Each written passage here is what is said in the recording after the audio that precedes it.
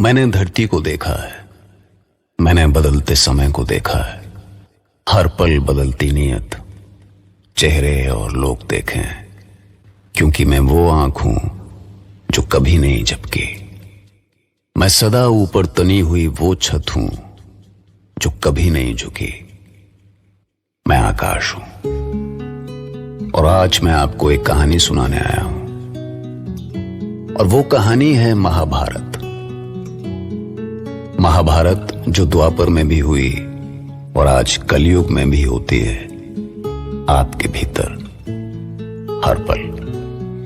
जिसके सारे पात्र आप में से हर एक के अंदर जीते हैं।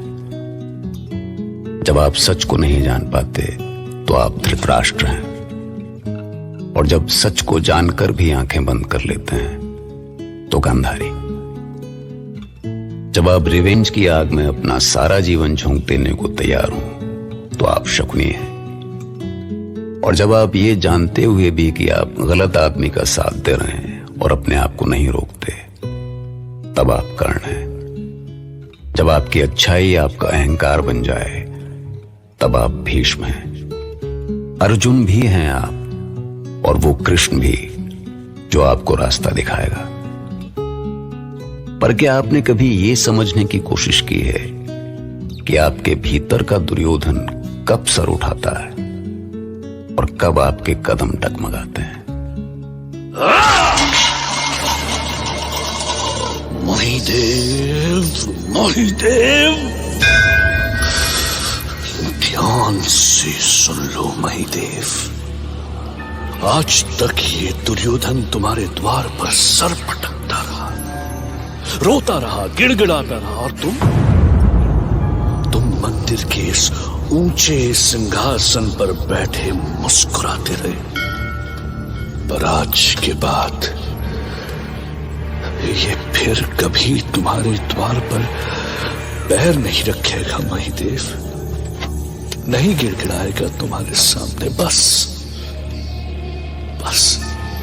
बहुत कर ली तुम्हारी पूजा, बहुत कर ली तुम्हारी वंदना, तुम्हारी चाकरी, और इसके बदले में तुमने मुझे क्या दिया?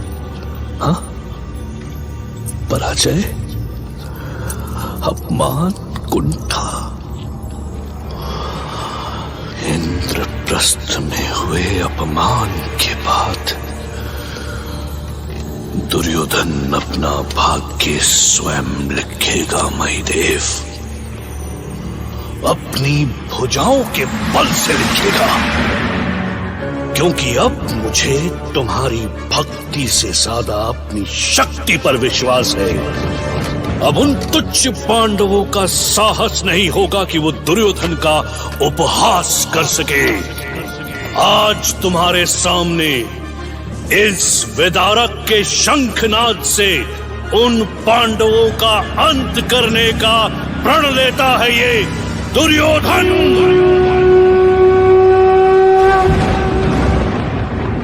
भांजे,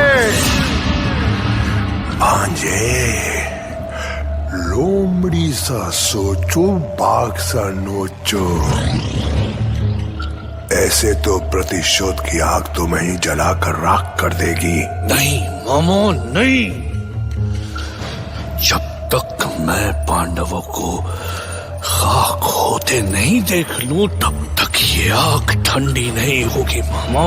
शव खोदेंगे तो दुर्गंध उठेगी, इसीलिए कहता हूं कि मिट्टी डालो, मिट्टी डालो।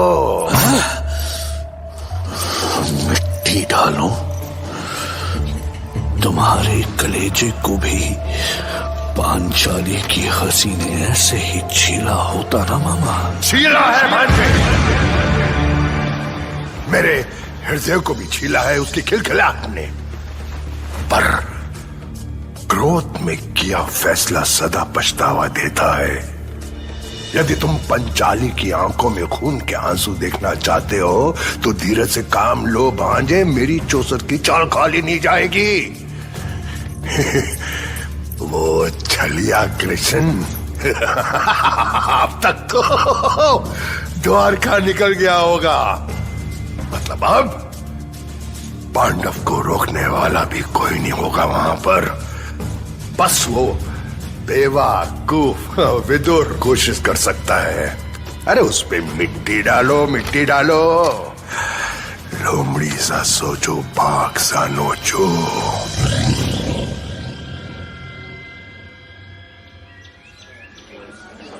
कहाँ हो अर्जुन?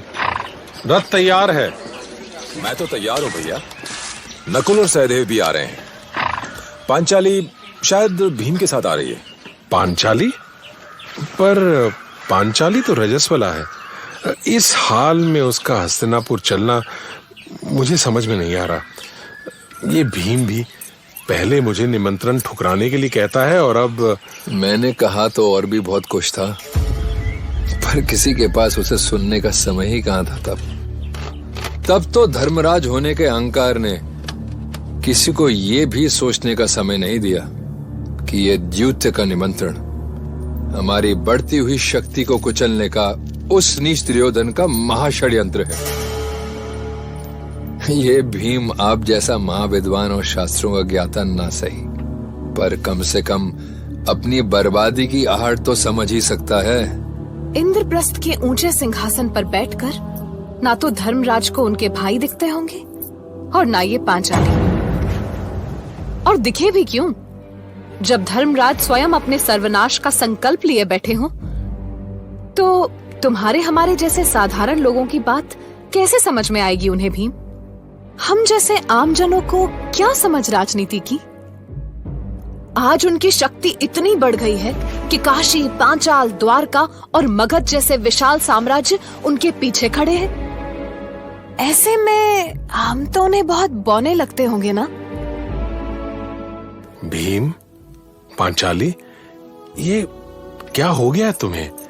ये क्या बोल रहे हो तुम तो मेरे अपने हो।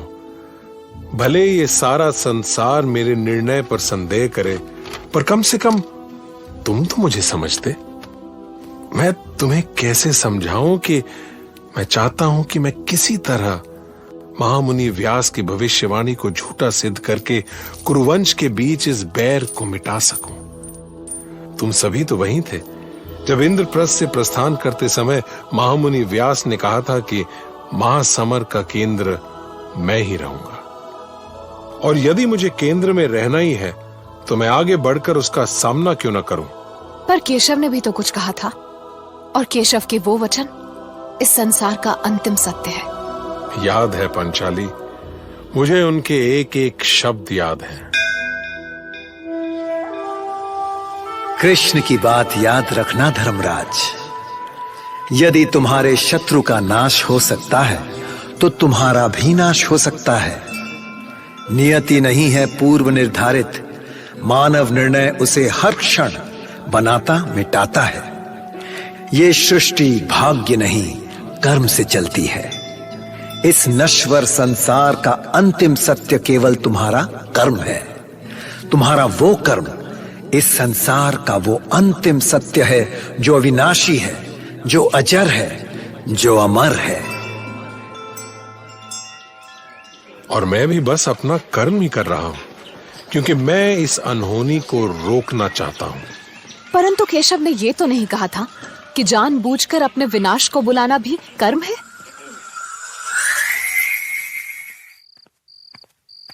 महाराज, क्या हुआ महाराज?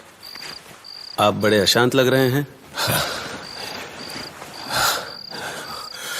आश्चर्य है विदुर, आश्चर्य है कि जन्म से अंधा ये धृतराष्ट्र ऐसा स्वप्न कैसे देख सकता है। पर आपने ऐसा क्या देख लिया महाराज? बहुत सारे योद्धा ढोल नगाड़ों की थाप पर बेसुध नृत्य कर रहे थे। उन्होंने अपने सिरों को मशाल बना रखा था विदुर। उनके मुंड आग की लपटों से घिरे हुए थे, पर ऐसा बिल्कुल नहीं लग रहा था कि उन्हें थोड़ी भी पीड़ा हो रही है, बल्कि वो तो आनंद से नाच रहे थे। बताओ विदुर, बताओ क्या अर्थ हो सकता है इस स्वप्न का? हाँ? मुझे आज्ञा दीजिए महाराज। आज तक मैंने ऐसा कुछ भी नहीं बोला जो आपको अप्रिय लगे। मैं अपने इस स्वप्न का अर्थ जानना चाहता हूं विदुर। मुझे विवश ना करें महाराज। रुको विदुर, तुम्हें बताना होगा, यह मेरा आदेश है। तो सुनिए महाराज, यह द्यूत कुरुवंश का नाश कर देगा। आपने द्यूत का निमंत्रण पांडवों को नहीं, काल को भेजा है, काल को। विदुर, आपके इस निमंत्रण की आंधी सारे कुरुवंश को उड़ा कर ले जाएगी महाराज। और आपका यह स्वप्न उसी काल के आगमन की चेतावनी थी। तो तुम मुझे ये अब बता रहे हो, जब सब कुछ हाथ से निकल चुका? यदि मैं निमंत्रण भेजने से इनकार कर देता महाराज, तो क्या आप दुर्योधन को ना कह पाते?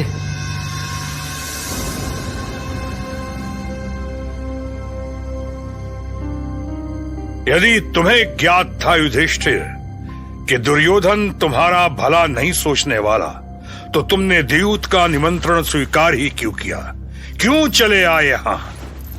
जबकि ये तुम भी जानते हो कि जब तक दुर्योधन तुम्हारी एक एक वस्तु छीन कर तुम्हें श्रीहीन नहीं कर देता, वो चैन से नहीं बैठेगा। पितामह, यदि मैं इस निमंत्रण को अस्वीकार कर देता तो दुर्योधन हमारे विरुद्ध किसी भी बहाने से युद्ध की घोषणा कर देता। इस स्थिति से तो ये द्यूत ही सही है। तुम जाओ युधिष्ठिर, जाओ। द्यूत सभा में तुम्हारी प्रतीक्षा हो रही है, पर ये याद रखना कि तुम उसे झुठलाने की कोशिश कर रहे हो जो ईश्वर पहले से ही तय करके बैठा है।